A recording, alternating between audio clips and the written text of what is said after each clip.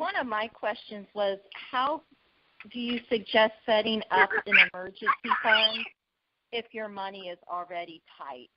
If your money is already tight. Yeah. Excuse me. Well, that's a good question. It really depends on the definition of tight. So set it up is basically the same model. It really is you focusing on getting that taken care of. Stop paying off debt. Pay your minimums on whatever current debts you have. You make sure your household is taken care of. You got groceries. Take care of your four walls, as we talked about. So you just basically make sure your fundamentals are taken care of.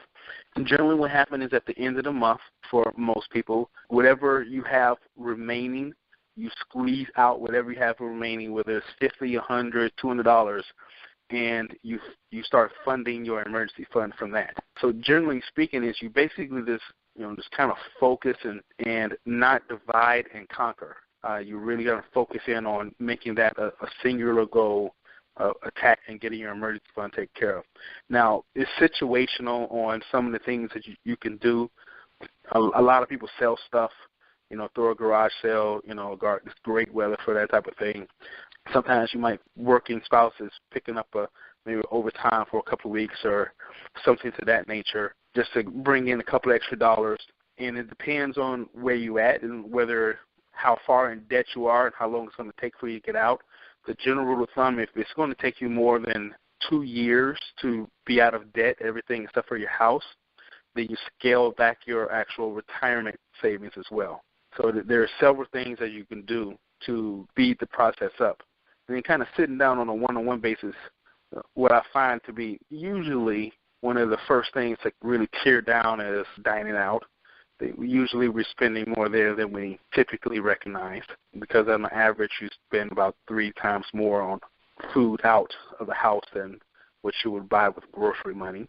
And then kind of walk through your budgeting process and see where you can fine-tune it. But generally speaking, it just takes focus. Don't try to pay down debt and save for an emergency fund. You focus on that. If need be, if it's going to take a long time to accomplish the goal, then you want to actually reduce down your retirement investing. And one of the last things is when you're building an emergency fund, it's not a forever fund. You don't fund it forever. You go to a specific dollar amount. Generally speaking, I recommend $1,000 as a start, just to get it started. But the other side of the rule of thumb is that you don't want it to take no more than about 3 months or so, because you don't want to be building your emergency fund forever, because you do want to get to the point where you're attacking debt, which will free up your resources in your house. Good question, though. Did that help? Did I answer that question for you? Yes, it did. Okay. And then that leads me to another question. Let's say we're at a point where we've paid off the debt, we just have, mortgage left, and, we have whatever that emergency fund amount was that we started out with. Sure. When do you suggest raising that emergency fund level? Well, if you're out of debt, everything except for your house, then you raise it up now. That's one of the first things you want to do. Because basically, if you've killed your other debts, then you basically right now are just strengthening your position. You're strengthening your foundation.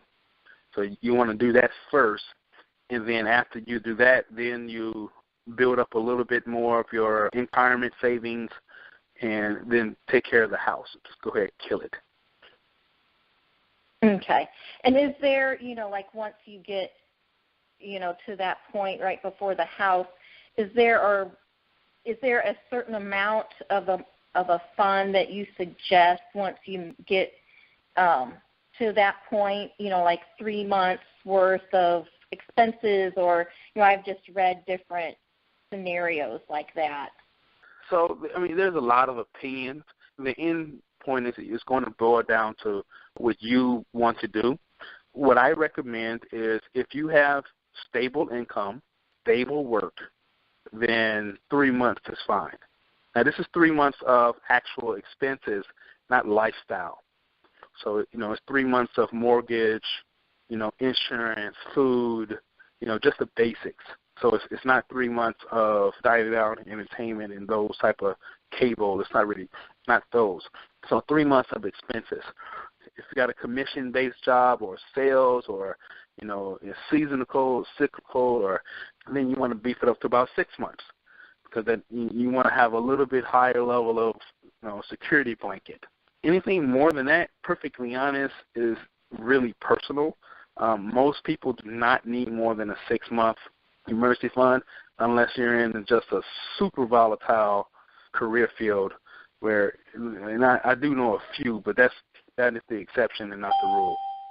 So 3 months if work is stable, income stable. 6 months if things look a little rocky. Okay, that answered my questions. Outstanding. One of my questions was, how do you suggest setting up an emergency fund